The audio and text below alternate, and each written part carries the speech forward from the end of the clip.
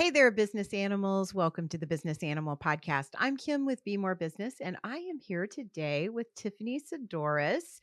And Tiffany, you have a brand new business name, and I can't remember exactly what it is. So tell me what the new business name is.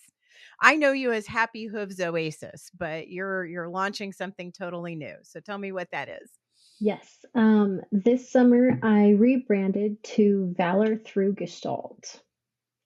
Nice. And there's a whole meaning behind that. And we're going to dive into that deep. And as you know, this particular month's theme that I'm working off of is manifestation. And so I think you are an excellent interview for this particular theme because you've had some dalliances with manifestation over the time period. So, first of all, would you introduce yourself and your business and talk about your business like the person you're talking to knows little to nothing about Gestalt? And listeners, I'm sure they've listened over time, understand what Gestalt is because I talk about it all the time, but somebody might be totally new. So, go ahead and explain what you do and who you are. All right. So my name is Tiffany Sedorus, and in 2021 I launched Happy Hooves Oasis, and I was gearing it towards veterans, their families, and people who really needed our Gestalt training. Um, this past year, I've been working quite a bit with veterans and running group, and I realized that Happy Hooves Oasis just didn't cut it. It didn't embrace everything I wanted my business to say. So I went back to the drawing board and rebranded to Valor through Gestalt. Um, Gestalt, as you and I know it, is a really cool healing modality. Um, I haven't found a person it doesn't work for yet. So, as a veteran myself, I spent so many years in therapy before I found Gestalt. And in way less time, I had way better results. And it wasn't as traditional. I wasn't sitting on somebody's couch. I wasn't sitting in an office and going, here's a pill to fix that. Here's another pill to fix that one. Do they interact? Don't know. And so Gestalt was, let's find out what's really going on. Let's dig a little bit deeper. And one of my favorite things that I learned about myself was I wasn't broken. I had just put together different pieces of myself to be the main version of me, and that wasn't working anymore. So I broke down all those little pieces and went, oh, those pieces aren't necessary. Now I can go back to being friendly, being less tense. I can smile for real instead of to cover something up. And so that's the biggest thing that I took away from Gestalt is none of us are actually broken. We've just created these versions of ourselves with the pieces that we needed the most at the hardest times in our life. And now I get to play with the pieces that I haven't gotten to see of myself in a long time. And that's fun. Absolutely. And so, one of the things that I find so interesting about this in your specific niche that you work with veterans, I took this really intensive training at one of our herd mates ranches this spring with Nancy DeSantis of Horses for Heroes. And I don't have a military background. I know I've dated military guys. I am the daughter of a World War II veteran. I was raised by him, but he didn't particularly like to talk about his experiences. And I just didn't know enough about it. And the truth of it is, even though veterans aren't my niche or who I specifically work with, there are a lot of veterans who start businesses as entrepreneurs. And frankly, a lot of veterans show up here, not because they're veterans, but because they want to experience the healing that happens through horses. They want to work on their business, they want to work on their creativity. And there's going to be veterans here. And I think one of the biggest takeaways that I took from that training was how different the lifestyle is for a veteran than a civilian. There's so much that a veteran has to conform to, maybe not the right word, but just adopt their entire beingness to this way of being. And you get to live in that lifestyle for a period of time, and then you come back out of it, and you have a completely different world that you're walking into. The civilian world does things so differently, and it can be such a culture shock, no matter whether you came out of that as just a person who went through, and I don't want to say just, but as a person who served our country and never went overseas or to a war zone, or just as importantly, people who did see combat. And so I completely get what you just said about, now I can understand the parts of myself in a completely different way than I could. So you are doing some really interesting work with the VA. Would you talk about that for just a moment? Yeah.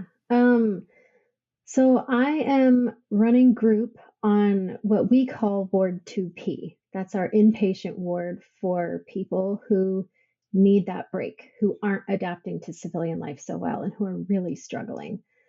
And on the weekends, I go up there and I run it. The group is called Taking Charge of My Life and Health. And it's through a fairly new section to the Boise VA called Whole Health. And it takes a look at the veteran as a whole person. It takes a look at every single aspect of their life, not just the how are you physically, how are you mentally.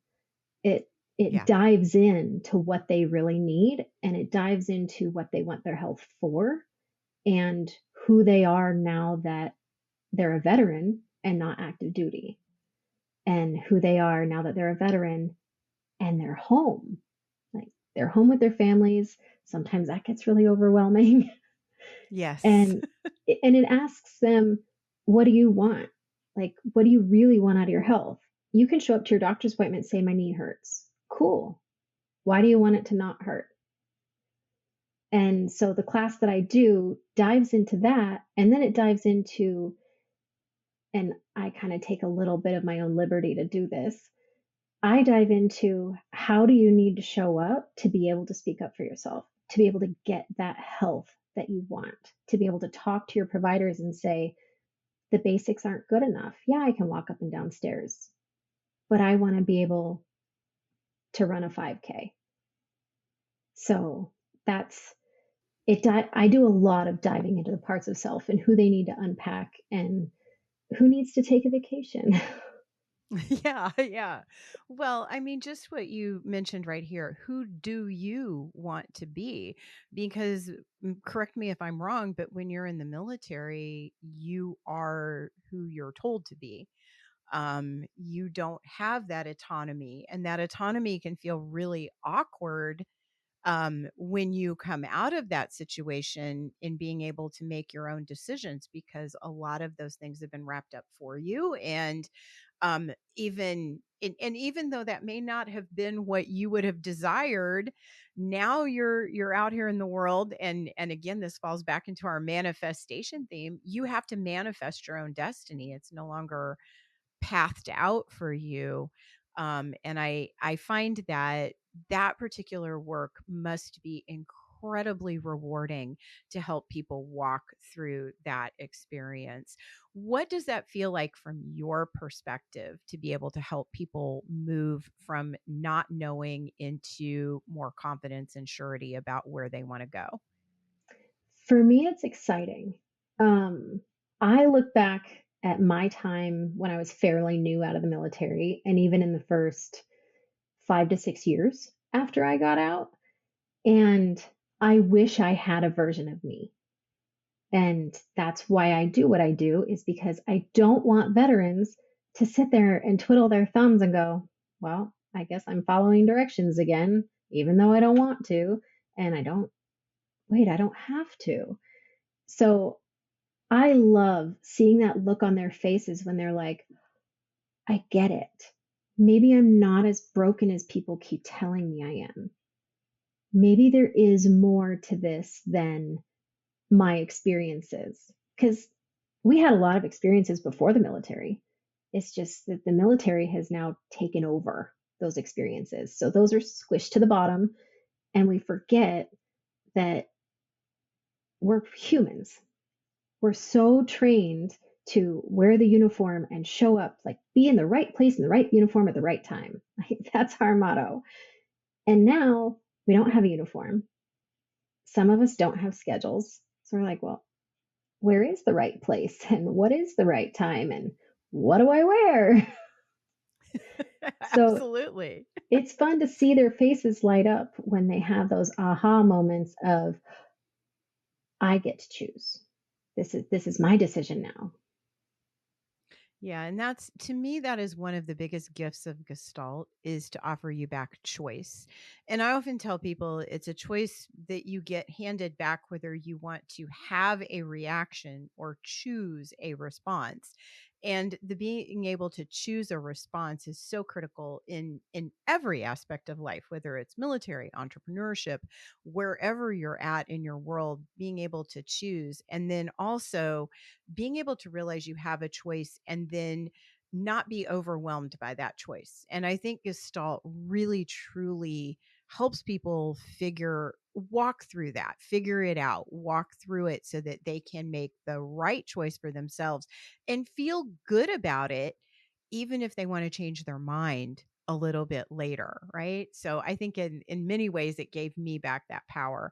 And I had a very similar experience to you in the fact that I went through a lot of the civilian mental health system and it did not work for me where Gestalt worked for me right out of the gate. It was a big benefit. And I know as the veterans that I have met have not been the type of people who want to sit in a therapist chair. They want to have something that's interactive and doesn't feel like therapy or somebody picking them apart when and like you said making them feel or encouraging them to feel broken versus whole, and that is definitely something Gestalt um, does not do. It definitely helps you feel whole. So when you were in the military, then you left the military, what was the catalyst that pushed you to the Equine Gestalt program into entrepreneurship? Like what is that story? So I was actually introduced to the Equine Gestalt program a long time before I actually applied. Like I applied once and I got accepted, and then something inside me said, "You can't do this." Like, that little troll on my shoulder said, "You can't do this. Don't do it. It's scary. It's gonna, it's expensive. It's this. All those little things came into play." And then in 2018, I was I was working from home. It was great. And finally, I had time and I had money and I had my horses back. I had two fabulous horses at the time. And one of them did not like to be ridden. He was like, "Nope, I'm out. I don't want anything to do with this. Like, stay away from me."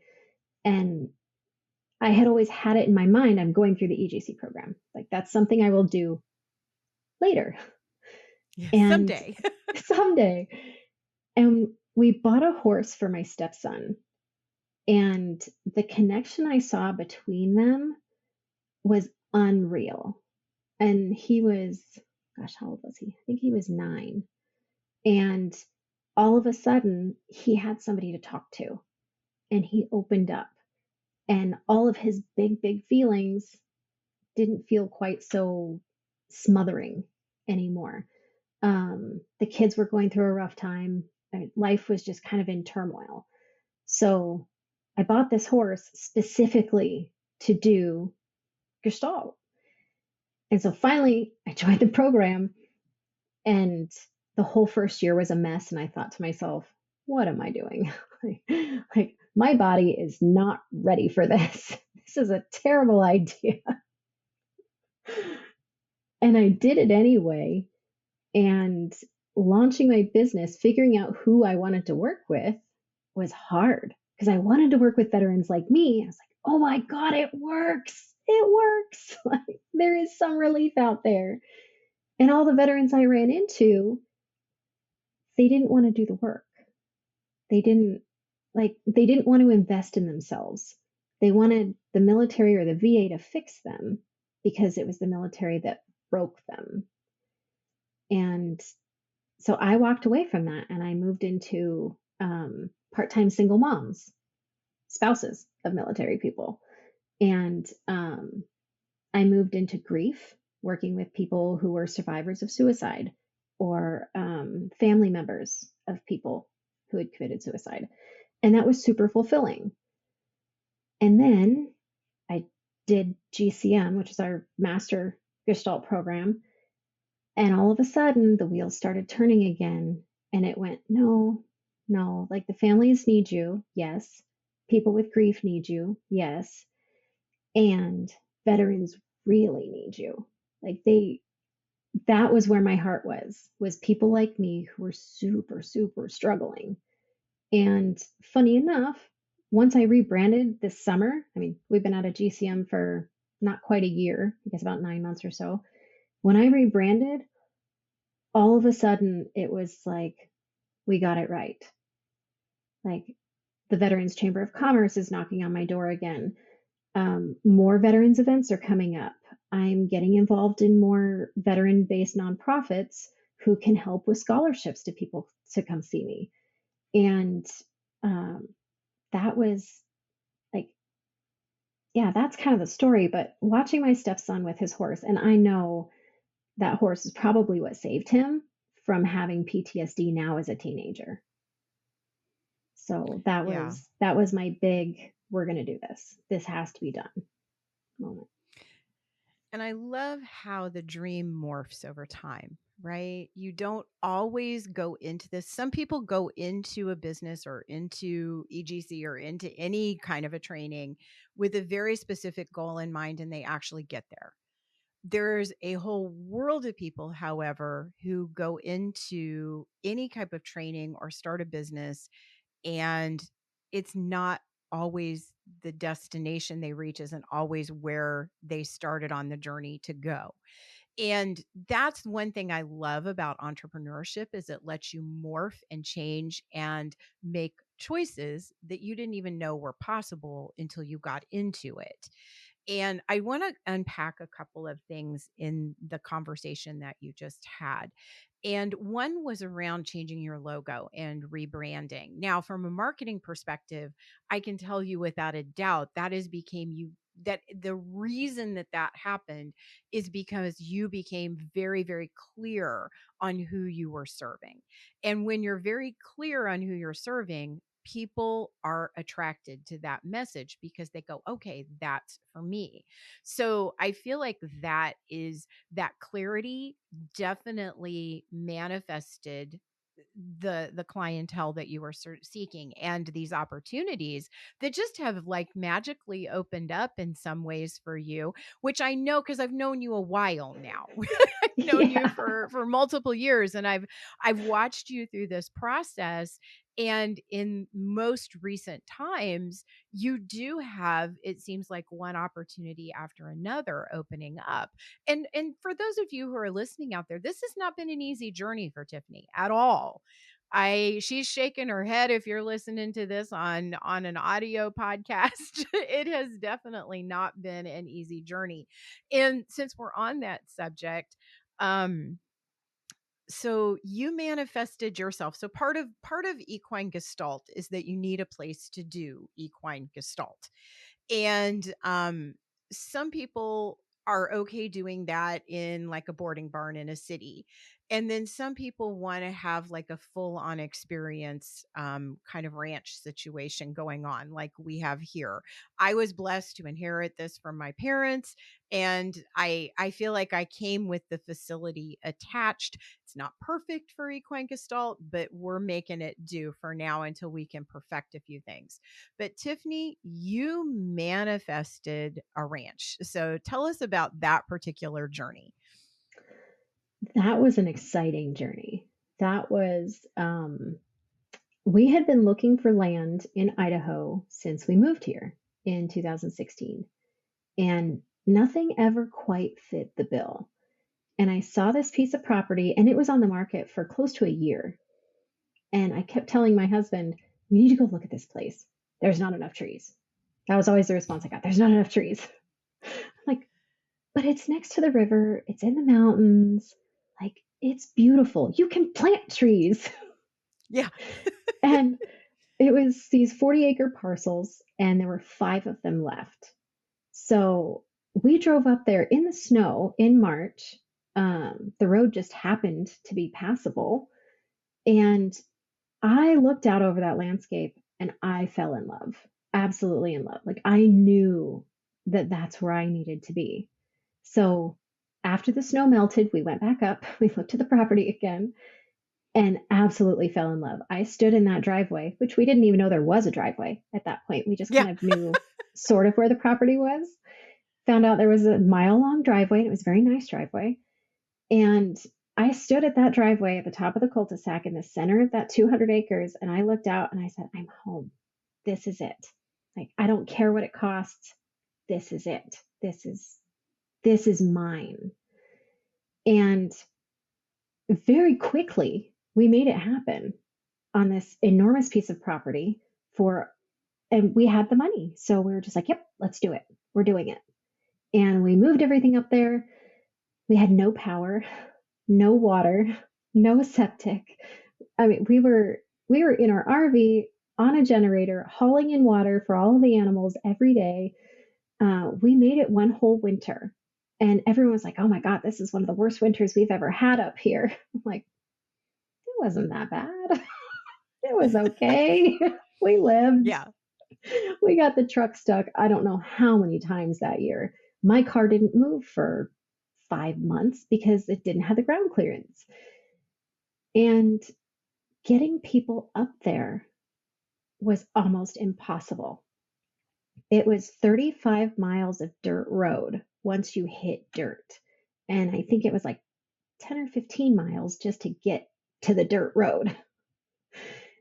And it was hard. And then it wasn't fun anymore.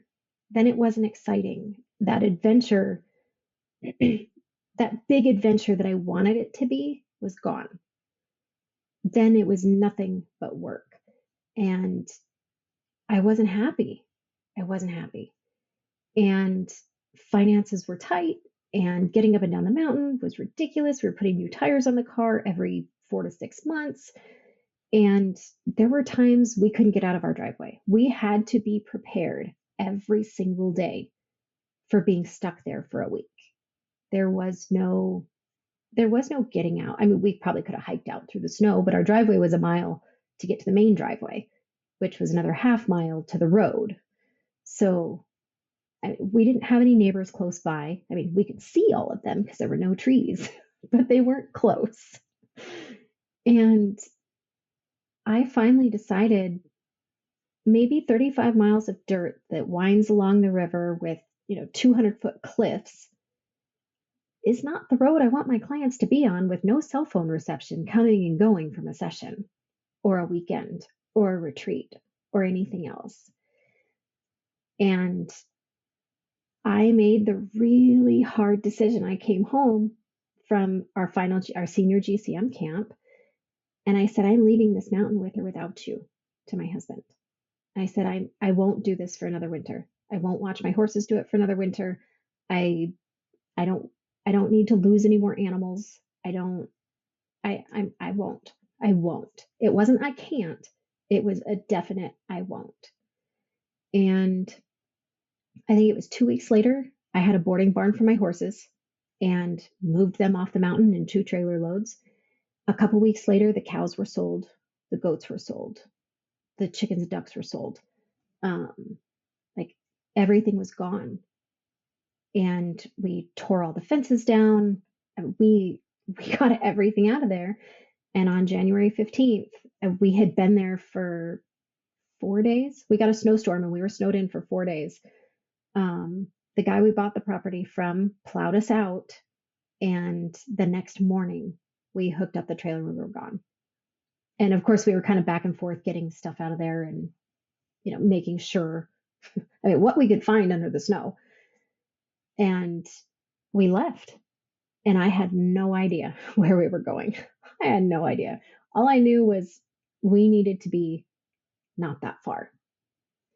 So we got down the mountain, we moved into an RV park, and my cousin, who's a state trooper here, he's amazing. He knows everybody in this town, and he was looking for a house for him and his family until his house with the state police was built. And he knew that we were looking for a place, and we weren't in any hurry. I mean, we'd been in our camper like 2.5 years at that point, so we really weren't in a hurry. And he came across the house we're in now, and he says, "My family would destroy this place. This is not for me. There's just no way." And he put us in touch with the owner of this place. He says, "Well, it's been an Airbnb. I'm tired of cleaning up after people. I need long-term renters. I have somebody leasing the fields for the next 7 years, so this place isn't going anywhere." And I said, "Well, I've got horses, and I'm not going to keep boarding them. I won't. They need to be at home." And he goes, "Oh, well, you can have the cattle pens. You can have, the pasture goes all the way down to the river. There's a hot spring, there's water, there's grass. I just planted this in grass. We're putting in a new fence here." And it was this little perfect, I think it's right around 10 to 12 acres is what we have now. And then there's 300 acres behind us in fields and cliffs. And it's beautiful. It's on the river. And I said, "Well, can I have my business out of here? Is that okay? I don't know what the rules are in this count, like in this town, in this county." And he goes, "Oh, it's zone commercial. You're fine." I said, Nice. "Really?" Okay. And so this landed in my lap, and you were with me at GCM camp, and I was doing a vision uh, guided meditation, more or less, with our mentor, Melissa Pierce. And she was like, "You need 5 to 10 acres and this cute little house and just enough land that you can take care of and plenty of space for your horses." And that's exactly what this is. I walk out my back door and there's probably 25 feet, maybe 30 feet of yard. And then there's my horse fence. And I feed my horses at that fence. And I have a gate. They can come right into the yard if I want them to. And I have just enough yard. A push mower works. And I have my horse trailer. I have our camper. We have everything we need in this little house. And it came fully furnished. I didn't have to buy anything. It was so easy. We came here on a Sunday. My husband came here. The next time we came, we talked to the guy, we toured the place. The following week, we had a lease to sign, and we signed it. And on March 1st, we moved in. And it was all like from January 15th to March 1st was, we're moving off this mountain. Where are we going? We'll land somewhere, and that's okay. And March 1st, I had my 5 to 10 acres with my little house. It's super easy to keep, fully furnished. We were able to unpack storage units, and I have my library back. That's really nice. I have storage, I have places to put things, and I have a safe place for clients to come where I don't have neighbors overlooking me. And I'm 7 minutes from the freeway. So this is it. This is home. This is home right now. So, the manifestation process, and this is the thing I would love for my clients to be able to believe in themselves, is that there is an answer out there. Because I remember sitting with you at the camp and I remember you struggling really hard because that ranch at the top of the mountain up those dirt roads was really a dream for you come true. You felt it, you knew it in your heart, and it was a lot for you to turn loose of that and say, "Okay, I got what I wanted. Thank you. I'm going to stand in gratitude, but it's no longer what I want. And now I need to move in a different direction."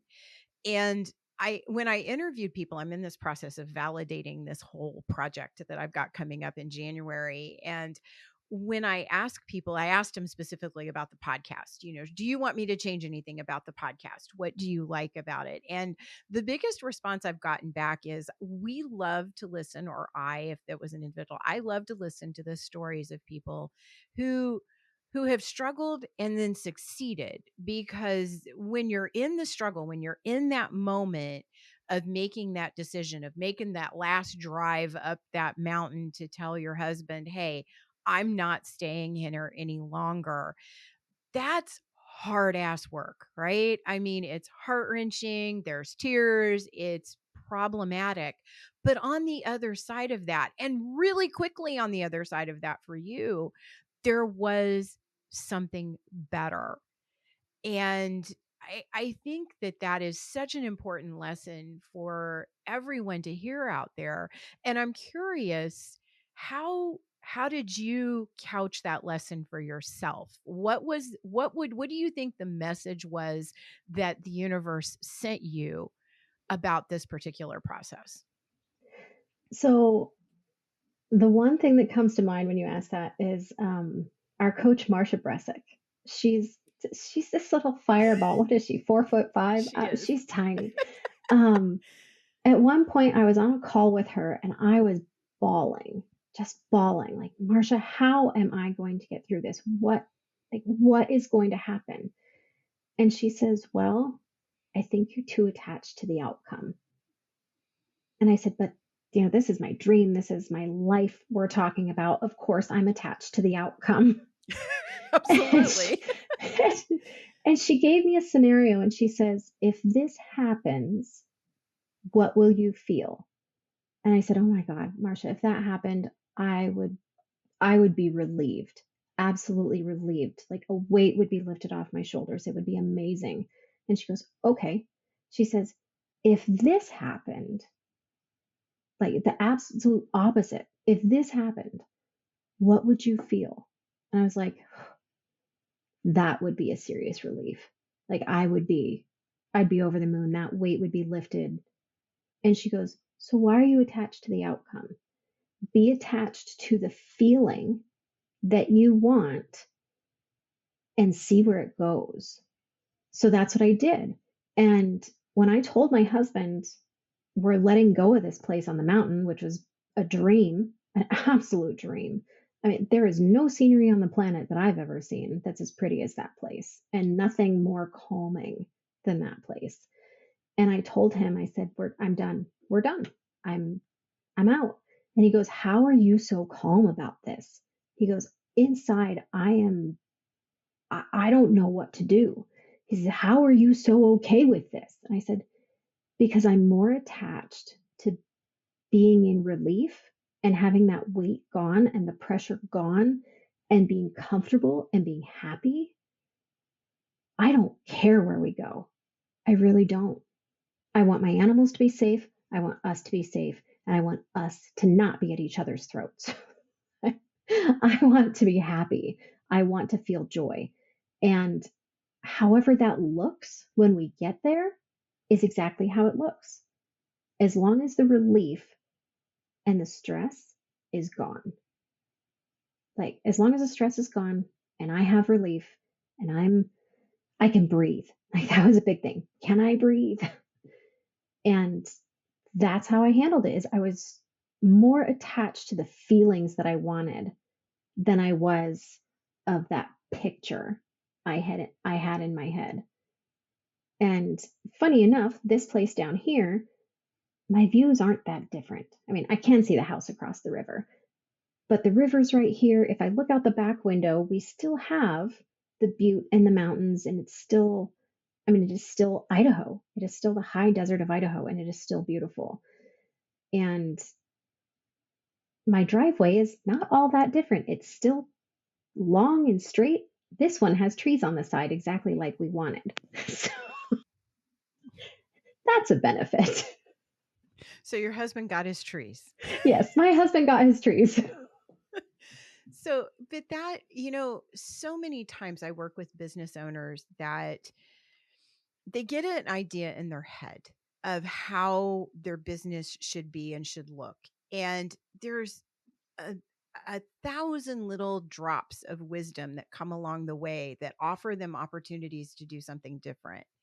And because they first decided this is the way I need to do it, they fight and fight and fight and fight to get that original vision created versus being able to flex and flow with the stream of where their life and business is going toward happiness.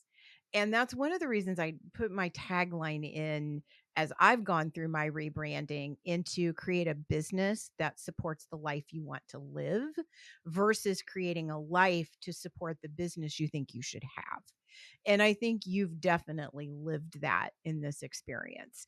And so I ask people two questions on this podcast through every interview. And question one is, how has Valor through Gestalt, how does it support the life you want to live?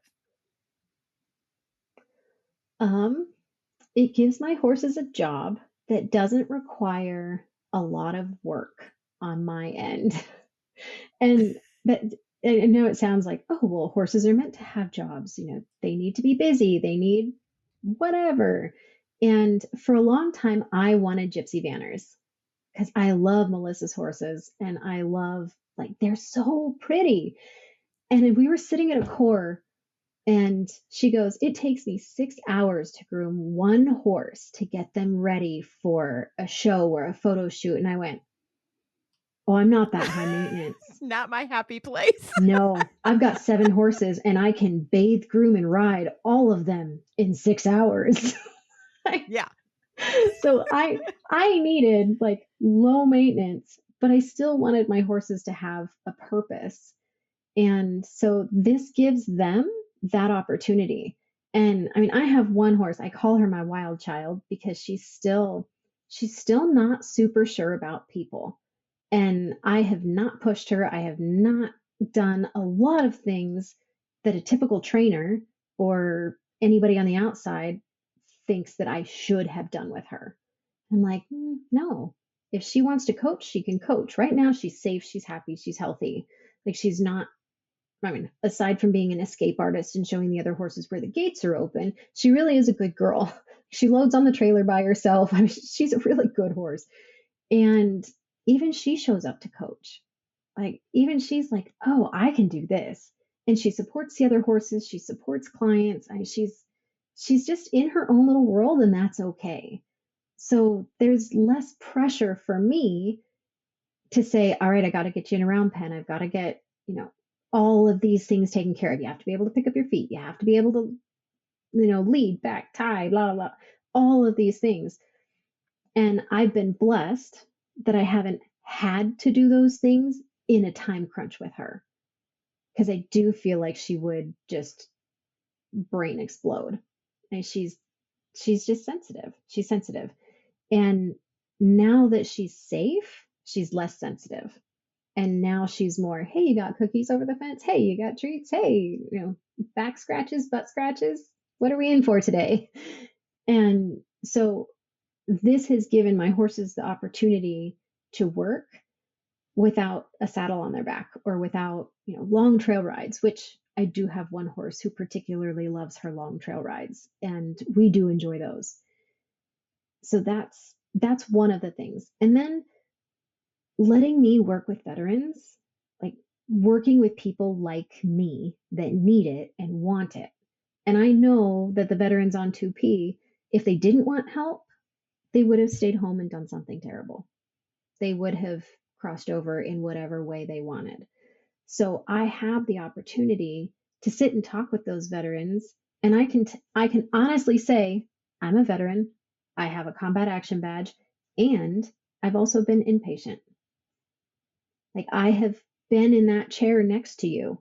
I don't know exactly why you're here. I don't know exactly what's going on in your life. And I've also been here. I spent 8 days inpatient because I couldn't handle it. My world was crashing down and I wanted out. I wanted out bad. And now I can sit across from those people who I know need me the most and say, I'm one of you, let's do this together. And that's not something I ever thought I would really want to do. I knew I wanted to work with veterans because they get me. You know, we have these quirky senses of Yeah, humor that are you have probably not comments. super Yep. appropriate all the time. But now I get to work with them and I get to make that difference. So, I think that's lovely. That is a great why or worthy hell yeah for your business. All right, Tiffany, the last question I have for you before we end this interview is do you have a story about an animal or group of animals that you want to share that has impacted you in a way that helps in your personal growth or has made you a better entrepreneur? um, that's a good question.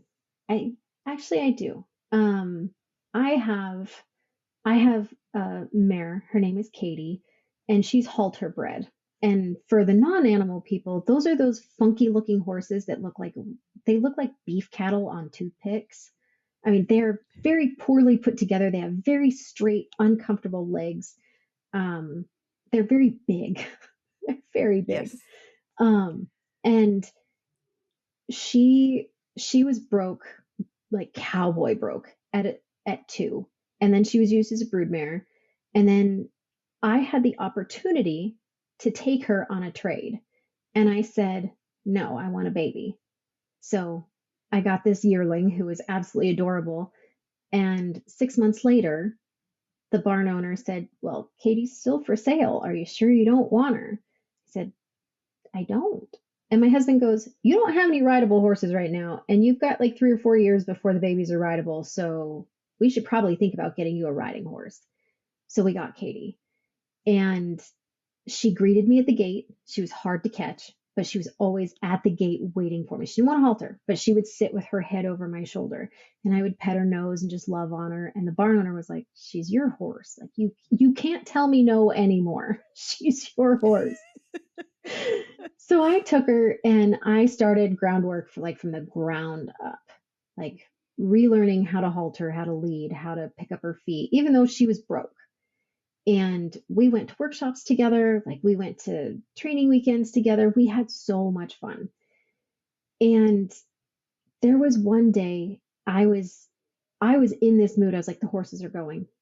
Like we can't do this anymore. Financially, we just can't handle it. Like I'm done. The horses have got to go. I know they're a big part of my life, and yes, I love them. And I can take riding lessons. Like that. Yeah. That's the easiest way. And my husband was like, no, you cannot, you cannot get rid of the horses. And I went out into Katie's pen, and I think I was a freshman in the EGC program. So this was 2019. I had had a stroke. I had been kicked in the face by a horse. So I had a traumatic brain injury that, between the kick and all the concussions I've had throughout my life, finally compounded. And I walked into Katie's pen and I said, Kate, I need your help. I said, if you are going to stay and if I'm going to keep you, I really need your help. I need you to teach me to ride again, and I need you to show up for clients. Like I need these things from you, and if you're willing to do that, you are the only horse that will never be sold. Like you have a home for life. And she walked up to me and she put her head over my shoulder, and she's not much of a hugger. Like she's not a touchy Yeah. feely horse. She's kind of a I'll walk with you, but please don't touch me. Like Yeah. she's not a lovey-dovey. And she comes up, she puts her head over my shoulder and she pulls me into her chest. And I was like, okay, like we've got a deal. We've got a deal. And I think it was 2 or 3 months later, my doctor was like, okay, you can ride again, but you got to wear a helmet. And this is maybe 9, 10 months after my stroke. And he goes, you can ride again, but you got to wear a helmet. I said, okay. So I get Katie out and I saddle her up and I said, all right, Kate, you haven't been ridden in 9 months. You're a little fresh. I get it. It's okay. He said, all I ask is that you walk me around this farm today and don't kill me. Like, that's it. I will not ask anything else from you. Walk me around this farm and help keep me in the saddle, like stay underneath me. And we did for an hour. We walked around the farm. We went on the trail around the farm. We went everywhere. And if I got off balance, she would sidestep slowly underneath me and get me back in the Aw. center of the saddle. And ever since then, like, that's, she taught me how to ask for something in a way that wasn't demanding. And now I do that with all of my horses. Like, I make a contract at the beginning of our session. This is what I need from you today. Are you up for it? And that was a whole new way of training for me because I mean, I grew up in an era where training horses was not as nice as it is Yeah. today. Like, I was rough on my first horse. I loved her to death. She and I butted heads a lot. I was rough on her. And she was an Arabian, which made it, an argument with a quarter horse is not the same as an argument with a spicy Arabian. And Katie taught me, this is how if this is how you show up, I will show up for you 110% all the time. And it was sometime, I think it was that following year, I pulled out Katie's papers because she is a registered Appaloosa. She doesn't have any spots, but she is a registered Appaloosa. I pulled out her papers and I looked down. She has the exact same birthday as my very first horse. Aw. And I looked at her, I said, all right, Kate, like, you're home, I'm home. I will ask you to work with other people besides me though. Like, I would like it if you would work with clients. And now Yeah. she does. Like, there are some days she's like, I'm not working with that person. That's a gelding person. That's not Yeah. me. It's funny. I have ones that do that same thing. They're like, "Okay, that is not my client. That's his client." Or Yes. they'll more apt mine are whoever wants the client will be at the gate. They'll Yes. be like, "That's my client is coming today. I feel the energy coming onto the farm. That's my client." Yeah. So, Tiffany, I just want to point out that that deal you made with Kate, it's a lot the same deal that you're asking that your veterans make with you. Yes. Do you recognize how the way Kate showed up for you, you show up in that same space for the people that come and sit in your circle or come to your ranch? And I think that is so beautiful because that's, to me, that's the true gift that horses teach us is they teach us how to be a better version of who we are and then also what we can bring out into the world. And I think that is a lovely thing. Thank you for sharing that story. And thank you, everyone, for tuning in and listening today. Tiffany, how, if people are interested in working with you or getting to know a little bit more about Valor through Gestalt, how can they get in touch with you? My website is live, valorthroughgestalt.com. I have two emails and actually I have both of them on my phone, so I do check them regularly. I have my info at Valor Through Gestalt, where if you sign up on my website and hit the contact me, that's where that one goes. If you want to get to me directly, it's Tiffany at valorthroughgestalt.com. And through is spelled out THROUGH. It's not Okay. shortened in any way. Perfect. But yeah, through my Perfect. website or through emails. And you're located in Idaho, just outside of Boise, correct? Yes, I'm about an hour out of Boise. The nearest big city is called Mountain Home. There's an Air Force base there. So if you look on a map and you look up Mountain Home, it'll say Mountain Home Air Force Base. Um, but yeah, I'm about 25 minutes out of Mountain Home, which is about an hour and 10 minutes out of Boise. Perfect. So if you're a veteran or if you love a veteran and are interested in equine gestalt, Tiffany is a great place to reach out to. So, and you can find her, and then I'll put all that information in the show notes as well. And thank you all for tuning in today. Make sure you like and subscribe and follow on whatever you're listening to this on, and so you can get future episodes. Thank you again for hanging out with me today, Tiffany. I appreciate it. Thanks for having me, Kim.